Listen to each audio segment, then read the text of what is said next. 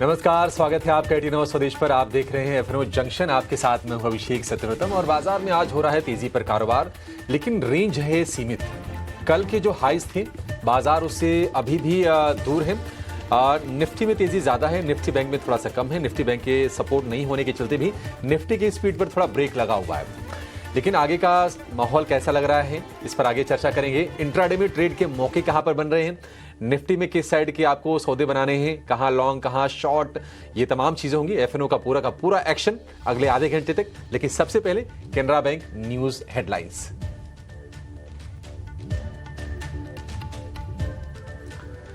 मजबूत ग्लोबल संकेतों से बाजार में तेजी। निफ्टी करीब 170 अंक चढ़कर 25,200 के पार। बैंक निफ्टी में करीब 150 अंकों की मजबूती। दिग्गज रिलायंस, एचडीएफसी बैंक और टीसीएस जैसे शेयरों से थोड़ा support.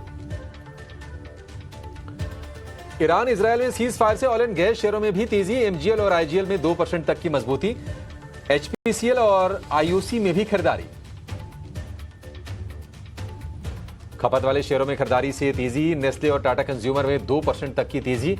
HUL, Godrej consumer, Britannia में भी तेजी का माहौल। आईटी शेयरों में भी मजबूती। एचसीएल टेक, एलटीआई, माइंट्री और इन्फोसिस 1 से 1.5% ऊपर। विप्रो और एम्फेसिस में भी खरीदारी। ऑटो और एंसिलरी शेयरों में भी आज दिख रही है रफ्तार। हीरो मोटो, एम&एम और टीवीएस मोटर में 1 से 1.5% तक की तेजी। मदरसन, बॉश और एक्साइड के शेयर भी ऊपर।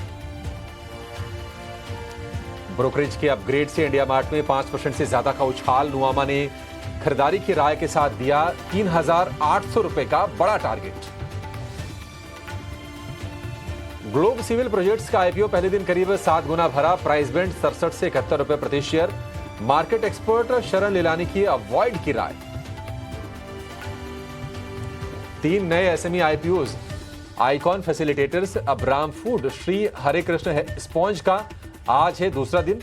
मार्केट एक्सपर्ट तपन दोषी की तीनों ही एसएमई आईपीओज में पैसे नहीं लगाने की सलाह।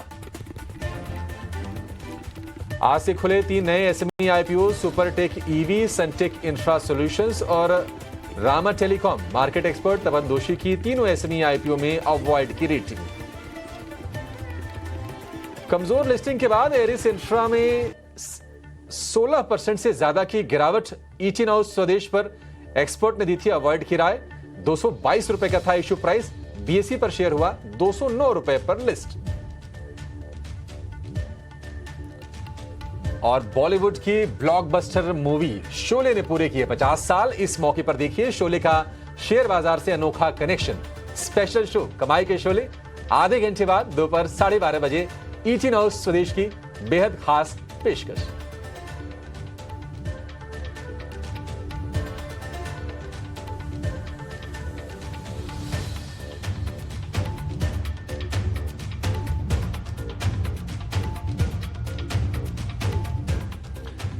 तो बाजार में हो रहा है रेंज का कारोबार और हम लेकर आ गए हैं एफएनओ जंक्शन, यानी कि कमाई का जंक्शन वायदा बाजार में। और निफ्टी की तेजी की बात करें तो 155 अंकों के आसपास की मजबूती पर निफ्टी कारोबार कर रहा है। निफ्टी बैंक की जो तेजी है वो बहुत ही सीमित है और अब सिर्फ 70-80 अंकों के आसपास की मजबूती रह गई है। मतलब 0.25% की भी तेजी हम शेयर में देख नहीं रहे हैं। लेकिन ये तस्वीर जो आप देख रहे हैं ये नासा से आ रही है। अंतरिक्ष की उड़ान पर निकल चुके हैं भारतीय अंतरिक्ष यात्री शुभांशु शुक्ला। 6-7 बार ये मिशन टला। एक्सियोम 4 इसका नाम है, नासा ने इसको नाम दिया है। और शुभांशु शुक्ला के साथ इस मिशन में 3 और अंतरिक्ष यात्री हैं। लखनऊ के हैं शुभांशु शुक्ला। परिवार के लिए, पूरे देश के लिए निश्चित तौर पर ये गौरव का विषय है। तो अंतरिक्ष में जाएंगे और वहां पर जाके अपनी खोज करेंगे।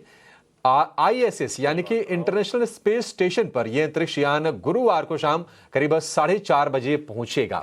यानी कि कल 4:30 बजे, अब से करीब 30 घंटे के बाद वो आईएसएस पर पहुंच जाएंगे। तो ये बहुत ही कह सकते हैं कि रोमांचकारी तस्वीरें हैं और ये पूरे उनके परिवार के लिए जो कि लखनऊ से संबंधित हैं। आज देखिए परिवार की तस्वीरें भी सामने आ रही हैं और मीडिया का पूरा हुजूम है उनके घर पर जहां भी ये मौजूद हैं और ये सीधी तस्वीरें वहां से आ रही हैं। मतलब कमाल की क्षण है ये।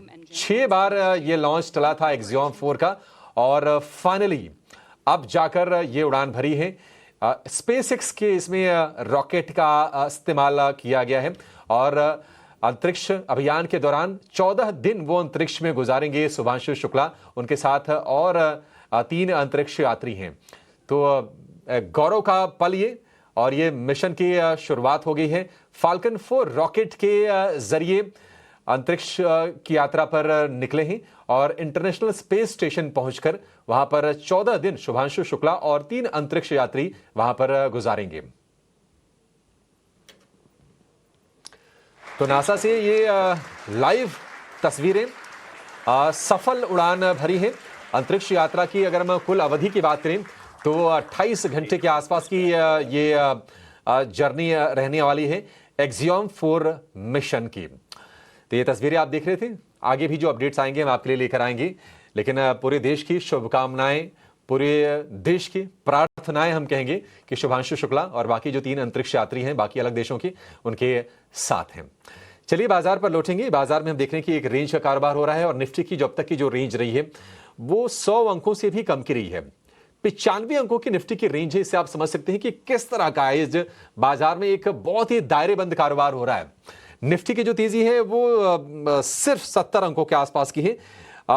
हरे निशान में टिकने भर की कोशिश है। 56,500 के ऊपर कारोबार होता हुआ हम देख रहे हैं। लेकिन अगर आप मिड कैप को स्मॉल कैप को देखेंगे तो वहां पर स्ट्रेंथ है और उसी स्ट्रेंथ के चलते हम देख रहे हैं कि जो मार्केट ब्रेथ है यानी कि एडवांस डिक्लाइन का जो रेशियो है वो आपको बेहतर दिखेगा। 600 शेयर इस वक्त हम देख रहे हैं कि कमजोरी वाले हैं, लेकिन उससे 3 गुने से ज्यादा 2,2100 शेयर हम देख रहे हैं कि बढ़त के साथ कारोबार कर रहे हैं। और निफ्टी का मिड कैप इंडेक्स तो 0.25% ऊपर, लेकिन स्मॉल कैप में बहुत गजब की तेजी है। स्मॉल कैप इंडेक्स करीब 1.5% ऊपर कारोबार कर रहा है। तो थोड़ी देर में अपने एक्सपर्ट को जोड़ेंगे और ये समझेंगे कि वायदा में आपकी रणनीति क्या होनी चाहिए, इंडेक्स पे यहां से किस लेवल के लिए किस साइड की ट्रेड लेनी चाहिए। लेकिन सबसे पहले देखेंगे कि कल आपकी कमाई कौन से शेयरों ने कराकर दी है और लेकर आएंगे रिपोर्ट कार्ड।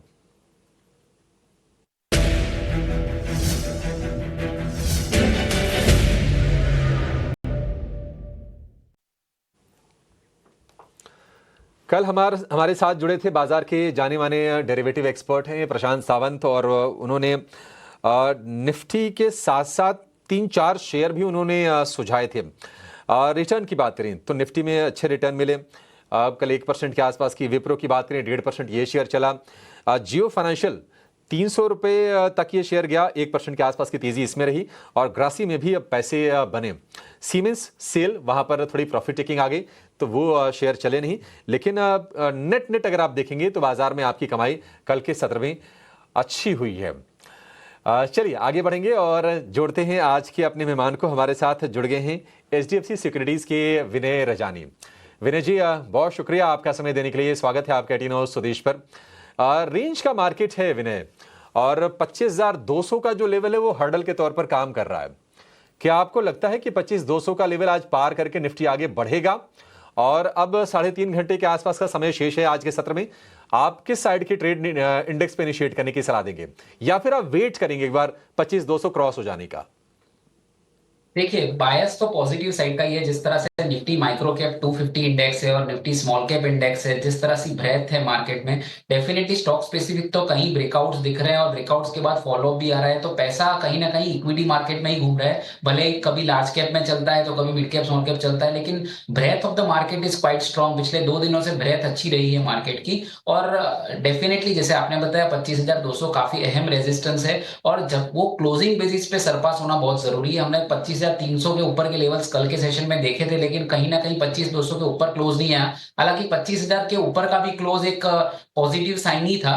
तो अभी अगर ब्रेकआउट की बात करें तो closing about 25,200 will give more confidence. तो डेफिनेटली उसके लिए वेट कर रहे हैं। तो निफ्टी में उसमें ट्रेड ना करें जब तक ये मार्केट स्टॉक स्पेसिफिक है। कुछ स्टॉक्स अच्छा सेटअप दिखा रहे हैं, derivative wise, technical wise, fundamental wise, तो उसी में खेलते रहे और स्ट्रिक्ट स्टॉप लॉस के साथ खेलते रहे। बाकी निफ्टी में अभी भी मुझे ऐसा लग रहा है कि जिगजैग कंटिन्यू हो सकती है। बायस मेरा पॉजिटिव है considering small cap mid cap, but मैं वेट कर रहा हूँ निफ्टी का ट्रेड लेने के लिए। अगर 25,200 के ऊपर सस्टेन हो गया 3 सवा 3 बजे तक, तो डेफिनेटली पॉजिटिव साइड की साइन होगी और उसमें हम लॉन्ग ट्रेड बना सकते हैं ओवर द नाइट ऑल्सो। तो ये मेरा व्यू है। तो अभी फिलहाल बैंक निफ्टी निफ्टी दोनों एक दायरे में चल रहे हैं, तो वेट फॉर द ब्रेकआउट। और जब तक स्टॉक स्पेसिफिक मूव है, तो स्टॉक्स जो अच्छे लग रहे हैं और सेक्टर रोटेशन जिस तरह से हो रहे हैं, उनमें से एक आप रिस्क मैनेजमेंट करके ट्रेडिंग स्टॉप लॉस के साथ आप ट्रेडिंग कर सकते हैं। अच्छी स्ट्रेटजी है। आप वेट एंड वॉच कीजिए। कुछ क्रूशियल लेवल्स हैं। 25,200 हम सुबह भी बात कर रहे थे कि वो बाजार के लिए रेजिस्टेंस का काम करेगा। कल के सत्र में हमने कहा था कि एक छोटा सा हर्डल है 25,200, अगर उसको पार करता है तो बाजार में आप तेजी की उम्मीद कीजिए। 25,500 के दायरे फिर खुल जाएंगे। तो वेट कर लेते हैं। और जैसा कि विनय जी ने कहा कि आप शेयरों पर फोकस कीजिए, जहां पर मोमेंटम दिख रहा है, जहां पर न्यूज है, उनमें आपको मौके मिल जाएंगे। तो विनय, आप ही मदद कर दीजिए लोगों की। बताइए आपको शेयरों में कहां पर मौके दिख रहे हैं, आपके ट्रेड्स कौन से होंगे वायदा स्पेस में।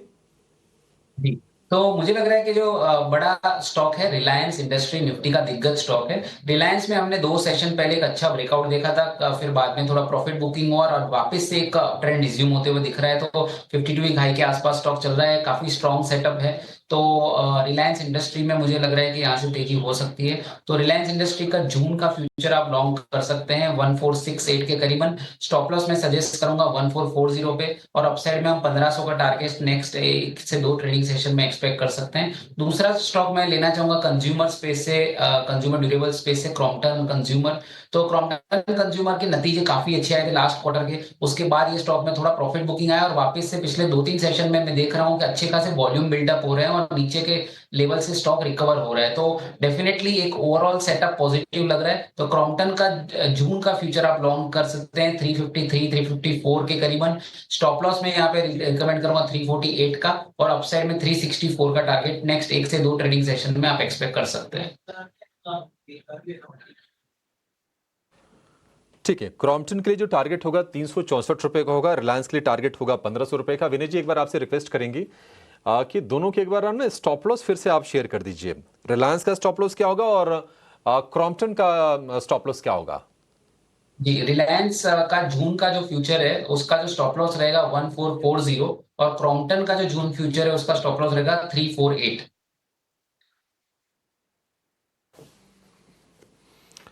ठीक है, 348 का स्टॉप लॉस होगा क्रॉम्पटन के लिए।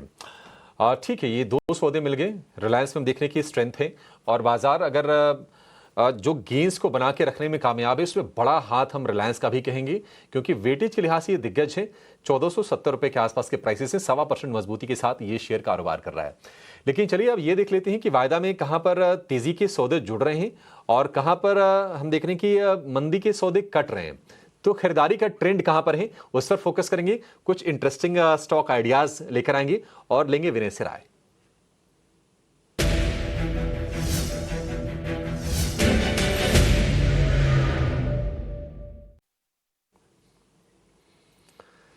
तेफरों में ताज़ा खरीदारी की बात करें, यानी कि फ्रेश लॉन्ग कहां पर ऐड हो रहे हैं, उनमें टाइटन आपको आज दिखेगा। टाइटन में शानदार तेजी है, 36,500 के प्राइसेस हो गए हैं। जुबिलेंट फूड में बाइंग हो रही है बढ़िया। बिरला सॉफ्ट आईटी में चूंकि मोमेंटम है, तो बिरला सॉफ्ट तेजी से चल रहा है और 0.25% ये शेयर ऊपर है। और कंजम्पशन में ही नेस्ले भी आज हम देख रहे हैं कि निफ्टी के भी टॉप गेनर्स में शामिल है। तो ये होंगे फ्रेश लॉन्ग वाले शेयर, जहां पर लॉन्ग बिल्डअप बड़ा ही तगड़ा है। व्यू चाहिए जुबिलेंट फूड पर विनय जी आपसे पहले। जुबिलेंट फूड आपको लगता है कि मौजूदा स्तर से तेजी क्या इसमें और बढ़ेगी, और हमें भी लॉन्ग करना चाहिए क्या, जो दर्शक देख रहे हैं अभी भी क्या कर सकते हैं लॉन्ग। जी, डेफिनेटली एक काफी कन्विंसिंग सेटअप है टेक्निकली, और हमने देखा है क्लियर कट एक ब्रेकआउट आया है। जो इसका प्रीवियस स्विंग हाई था 702 के करीबन, वो क्रॉस हो चुका है। और एक अच्छे वॉल्यूम के साथ ब्रेकआउट आना, इंडिकेटर ऑसिलेटर्स का पॉजिटिव होना, और थोड़ा बहुत एफएमसीजी सेक्टर में भी वापस से एक मोमेंटम दिख रहा है। तो डेफिनेटली जुबिलेंट फूड हमने ऑलरेडी हमारे क्लाइंट्स को रिकमेंड किया है positionally with positional gains for next 1 और 2 मंथ्स। तो हमने तो ऑलरेडी रिकमेंड किया है और यहाँ से भी अच्छा लग रहा है। तो 715 के लेवल पे है।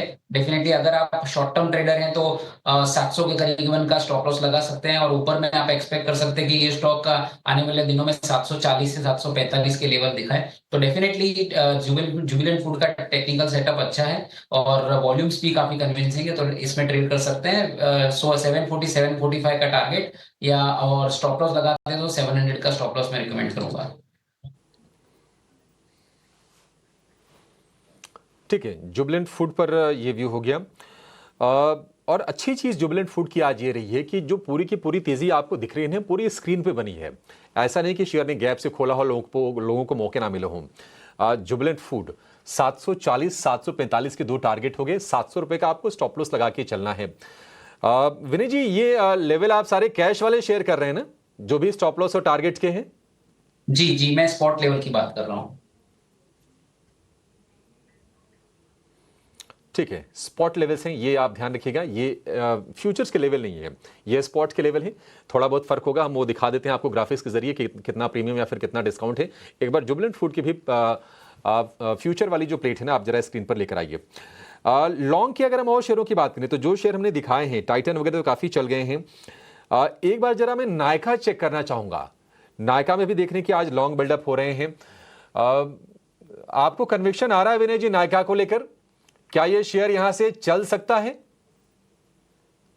तो टेक्निकल सेटअप तो डेफिनेटली अच्छा है। इसमें कल हमने एक सेलिंग देखी थी, लेकिन वो एब्जॉर्ब होके वापस से अप ट्रेंड रिज्यूम हो रहा है। हालांकि 205 के करीबन मुझे एक स्ट्रॉन्ग रेजिस्टेंस दिख रहा है। अगर ये स्टॉक 205 का लेवल स्पॉट में क्रॉस कर लेता है तो ये कंफर्मेशन हो जाएगा फ्रेश ब्रेकआउट का। तो यहाँ से 2 या 1.5 रुपए इस लेवल से दूर है, तो आई वुड रादर वेट। 205 के ऊपर जाता है तो डेफिनेटली आप इसमें 200 का स्टॉप लॉस लगा के 8-10 रुपए की फर्दर अपसाइड एक्सपेक्ट कर सकते हैं। 205 के ऊपर 214-15 तक की जगह बनती है, तो एक कंडीशनल कॉल ले सकते हैं। वेट फॉर 2 रुपीज, अभी यहाँ से ब्रेकआउट आता है वो 205 के ऊपर, तो इस कंडीशनल कॉल को एग्जीक्यूट कर सकते हैं विद स्टॉप लॉस ऑफ 200। ठीक है, 205 के ऊपर ब्रेकआउट अगर आ गया तो आप खरीदिए 214 215 के टारगेट के लिए, और 200 रुपए का आप स्टॉप लॉस लगा के चलिएगा इस शेयर में। अब उन शेयरों की बात करते हैं जहां पर ना मंदी के सौदे कट रहे हैं, और उन सौदों की कटने के चलते शेयर आज हम देख रहे हैं कि ऊपर कारोबार कर रहे हैं। उनमें आप देखिए एनबीसीसी सरकारी कंपनी, नवरत्ना स्टेटस वाली कंपनी है। डिलीवरी में शेयर में तेजी हम देख रहे हैं। वोडाफोन आइडिया में भी थोड़ी सी बाइंग आई है, शुरुआत थोड़ी कमजोर हुई थी, लेकिन वोडाफोन आइडिया का शेयर करीब 4% ऊपर दिखेगा, लेकिन कितना 30 पैसे ही ऊपर है। और आरती इंडस्ट्रीज केमिकल वाले जो शेयर है ना, वहां पर भी मोमेंटम लगातार बना हुआ है। व्यू ले लेते हैं एनबीसीसी के शेयर पर। एनबीसीसी को हमने देखा था विनय जी की ये ऊपर गया था, लेकिन फिर से 100 रुपए के नीचे आया। अब धीरे धीरे करके मोमेंटम फिर से ये पिकअप कर रहा है शेयर। ये आपको लगता है कि जो इसके हाई से 150 रुपए के ऊपर आई थिंक ये शेयर गया था, क्या वहां तक जाने का दमखम रखता है? मान लीजिए अगली सीरीज में अगर हम कोई ट्रेड ले रहे हैं तो आपको लगता है कि वो प्राइसेस अचीव कर लेगा ये? देखिए, one of the PSU stock है जो काफी स्ट्रेंथ दिखा रहा है। एक हेल्दी करेक्शन आया और उसके बाद इसने ट्रेंड अपना रिज्यूम किया, जिसने एक फ्लैग पैटर्न का ब्रेकआउट हम बोल सकते हैं। और ये फ्लैग पैटर्न का ब्रेकआउट आया था 23 जून को। तो 2 सेशन पहले इनफैक्ट इसमें एक ब्रेकआउट आया, उसके बाद अच्छा बड़ा भी ब्रेकआउट जो आया था वो आया था 120 के ऊपर, और अभी 125 का लेवल चल रहा है। तो यस, डेफिनेटली ये एक स्टॉक है, दमखम रखता है कि जो उसका आगे का जो हाई था, मैं देख पा रहा हूँ अगस्त 2024 में इसका जो स्विंग हाई पड़ा था वो 140 का था। तो पिछले 4 महीने में जिस तरह से स्टॉक में रिकवरी आई है, डेफिनेटली एक स्ट्रॉन्ग टेक्निकल सेटअप है। मार्केट का थोड़ा बहुत भी सपोर्ट रहा, जिस तरह से मार्केट चल रहा है स्टॉक स्पेसिफिक, अगर ऐसा भी रहा तो डेफिनेटली ये स्टॉक 140 के लेवल्स को भी क्रॉस कर सकता है। अच्छा लेवल है। बट अगर आप एफएनओ ट्रेडर हैं तो उसमें आपको थोड़ा स्टॉप लॉस के साथ ट्रेडिंग करनी पड़ेगी, क्योंकि मार्केट अभी ओवरऑल कंसोलिडेशन में चल रहा है और चॉपीनेस काफी बढ़ गई है। तो स्विंग आपको काफी परेशान कर सकती है शॉर्ट टर्म ट्रेडिंग। तो अगर आप ट्रेडर हैं तो आपको, मुझे लग रहा है 120 का स्टॉप लॉस लगाना चाहिए। और अपसाइड में आप एक्सपेक्ट कर सकते हैं कि इमीडिएट जो रेजिस्टेंस है मुझे 130 के करीब दिख रहा है, तो 120 का स्टॉप लॉस रहेगा। 130 का एक आप नेक्स्ट 3 से 4 सेशन के लिए का रेजिस्टेंस गिन सकते हैं। बट ये ओवरऑल सेटअप पॉजिटिव है। As a investor you can continue to hold, पर ट्रेडर के तौर पे मैं यहाँ पे स्टॉप लॉस सजेस्ट करूंगा 120 का। ठीक है, 120 रुपए का टारगेट स्टॉप लॉस होगा एनबीसीसी के लिए, और 140 के टारगेट, 130 पर छोटा सा रेजिस्टेंस है, उसको पार कर लेगा तो 140 के आसपास ही इसका 52 वीक का हाई भी है, वहां तक जाने की कोशिश ये शेयर कर सकता है। चलिए छोटे से ब्रेक के लिए रुकेंगे और ब्रेक के बाद जब लौटेंगे तो हमने तेजी वाले शेयरों की बात कर ली। अब वो कौन से शेयर्स हैं जहां पर हम फ्रेश शॉर्ट्स इनिशिएट होते हुए देख रहे हैं और कहां पर तेजी के सौदे कट रहे हैं, यानी कि लॉन्ग अनवाइंडिंग कहां पर हो रही है, उनकी चर्चा करेंगे और यह समझेंगे कि आपके लिए गिरावट पर मौके कहां पर बन रहे हैं या फिर कौन से शेयरों से अब निकलने का समय हो गया है वायदा के आंकड़ों के संकेतों के चलते। एक छोटा सा ब्रेक, फौरन हाजिर होंगे।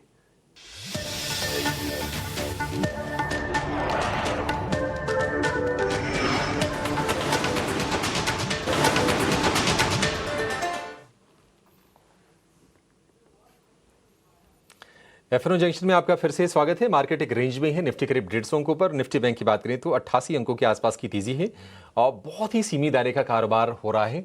बाजार में अगर कहीं एक्शन है तो वो है स्मॉल कैप का खेमा, क्योंकि स्मॉल कैप का जो इंडेक्स है करीब 1.5% ऊपर है और उसी के चलते अगर आप देखेंगे तो एडवांस डिक्लाइन का रेशियो बेहद शानदार आज दिखेगा आपको। करीब 1:3 का रेशियो है, यानी कि हर एक गिरने वाले शेयर के मुकाबले 3 बढ़ने वाले शेयर बाजार में इस वक्त हैं। एक और चीज बाजार के थोड़ा फेवर में जाएगी और थोड़ा सा ना बाजार को डल भी कर रही है, वो है इंडिया विक्स। 13.25 के आसपास का इंडिया विक्स है और आज हम देख रहे हैं कि 3.5-4% के आसपास से गिरावट इंडिया विक्स में हो गया है। तो बाजार में जो थोड़ी सी डलनेस सी दिख रही है ना, उसका रीजन एक ये भी है, बट ये है कि हाँ बाजार यहां से गिरेगा नहीं, इस बात के भी संकेत और इस बात के इंडिकेशंस इंडिया विक्स से मिल रहे हैं। अब ये देख लेते हैं कि कौन से शेयरों में ताजा बिकवाली हो रही है और कौन से शेयरों में तेजी के सौदे कट रहे हैं। तो गिरने वाले एफएनओ शेयर की अब बात करेंगे।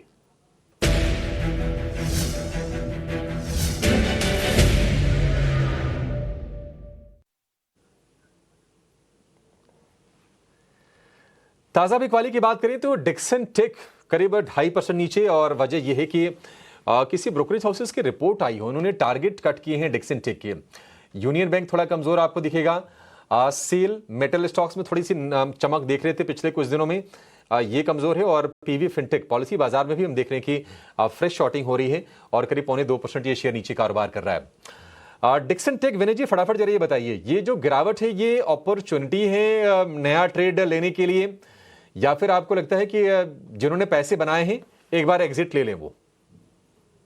2 दिन पहले इसमें जबरदस्त रिकवरी आई थी नीचे के लेवल से, जो 13,280 का लो था और उसके बाद ये रिकवर होके सीधा आ गया था 14,800 पे। तो काफी स्ट्रॉन्ग रिकवरी थी और उसके बाद वापस से थोड़ी प्रॉफिट बुकिंग आई है। तो आज जो शॉर्ट हो रहे हैं, मे बी इतना कंफर्मेशन नहीं मिल रहा है, शॉर्ट तो नहीं जाना चाहिए, मैं इसको इग्नोर करना चाहूंगा। जो पॉलिसी बाजार की बात कर रहे थे वो डेफिनेटली थोड़ा टेक्निकल सेटअप वीक होता हुआ दिख रहा है। तो पॉलिसी बाजार आप कंसीडर कर सकते हैं। डेरिवेटिव में अगर शॉर्ट पोजीशन बन रही है, टेक्निकली भी वीक लग रहा है, तो ये स्टॉक के अच्छे चांसेस है कि आने वाले दिनों में ये 1770 1775 तक के नीचे के स्टॉक टारगेट दिखा है। तो शॉर्ट साइड पे पॉलिसी बाजार लग रहा है और अगर आप स्टॉप लॉस रखते हैं तो स्टॉप लॉस आपका होना चाहिए 1870 पे।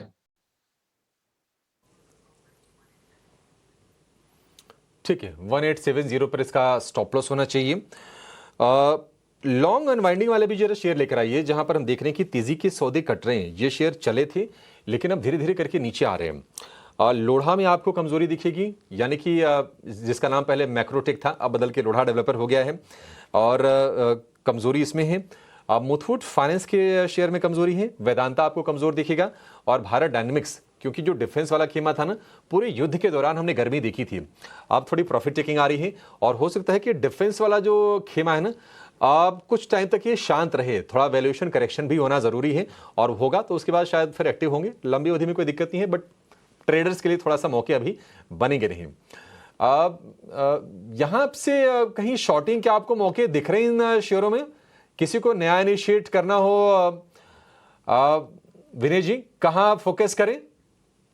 देखिए, जैसे आपने बताया डिफेंस, तो डिफेंस 2 दिन से वीकनेस दिखा रहा है और हमने कल का सेशन जो डिफेंस का देखा था उसमें जो डिफेंस का जो एक इंडेक्स है एनएससी पे, उसने एक बेरिश एंगल्फिंग पैटर्न बनाई है। तो मुझे लग रहा है कि थोड़ा शॉर्ट टर्म रिवर्सल पैटर्न है, बेरिश रिवर्सल है। तो बीडीएल जो भारत डायनेमिक्स जिसकी आप बात कर रहे थे, जो 1826 के करीबन चल रहा है, यहाँ पे टेक्निकल सेटअप वीक होता हुआ दिख रहा है और लग रहा है कि शॉर्ट टर्म टॉप आउट हो चुका है। तो 1826 का लेवल चल रहा है। आप अगर ट्रेडर हैं तो आप 1860 का स्टॉप लॉस लगा सकते हैं और नीचे की ओर मुझे लग रहा है कि ये स्टॉक 1700 45 के करीबन, यानी कि जो 50 दिन की एवरेज है वहां तक वो नीचे आ सकता है। तो इन जो भी स्टॉक्स की बात की उसमें से एक अगर चुनना हो शॉर्ट साइड पे, तो मैं बीडीएल को शॉर्ट करना चाहूंगा 1860 के स्टॉप लॉस से, और नीचे आप 1745 का टारगेट एक्सपेक्ट कर सकते हैं नेक्स्ट 1 से 2 सेशन में। ठीक है, 1 से 2 सेशन में ही है। अच्छा, 1750-45 के टारगेट आ जाएंगे भारत डायनेमिक्स में, और स्टॉप लॉस 1860 का। तो रिस्क रिवॉर्ड अगर आप देखेंगे तो बहुत ही आकर्षक बैठ रहा है इसमें। सिर्फ 30 रुपये ऊपर का इसमें स्टॉप लॉस है। अगर हम इसके शेयर की चाल की बात करें तो बढ़िया रफ्तार से ये शेयर चला था। हमने देखा था कि 1000 रुपये के भी नीचे ये शेयर चला गया था मार्च में, और भाव बढ़ के 2000 आ गया था मई में। तो मार्च से लेकर मई तक 3 महीने में ये शेयर हुआ था ऑलमोस्ट डबल। थोड़ा सा नीचे आएंगे शेयर, ये आगे जब मौके बनेंगे अपने जो फंडामेंटल एक्सपर्ट होंगे उनसे आगे सेहत चेक कर लेंगे। फिलहाल अगर आपको प्रॉफिट हो रहा हो तो फिर आप एक बार प्रॉफिट बुक कर भी सकते हैं। शॉर्ट करना है तो भी मौके हैं भारत डायनेमिक्स में 1745 के टारगेट के लिए। चलिए, शो को यहाँ पर समाप्त करेंगे। विनय जी, बहुत शुक्रिया आज आपका समय देने के लिए और तमाम शेयरों पर और इंडेक्स पर अपना व्यू हमसे शेयर करने के लिए। एक छोटा सा ब्रेक, लेकिन आप कहीं जाइएगा नहीं, क्योंकि ब्रेक के बाद ना इटिनो स्वदेश पर धमाका होने वाला है। जी हाँ, बाजार के शोले के 50 साल हो गए हैं, और इस मौके पर हम बहुत ही स्पेशल शो लेकर आ रहे हैं, कमाई के शोले। एक छोटे से ब्रेक के बाद एक्शन भरपूर होगा, ये हमारी गारंटी है। पैसे वसूल।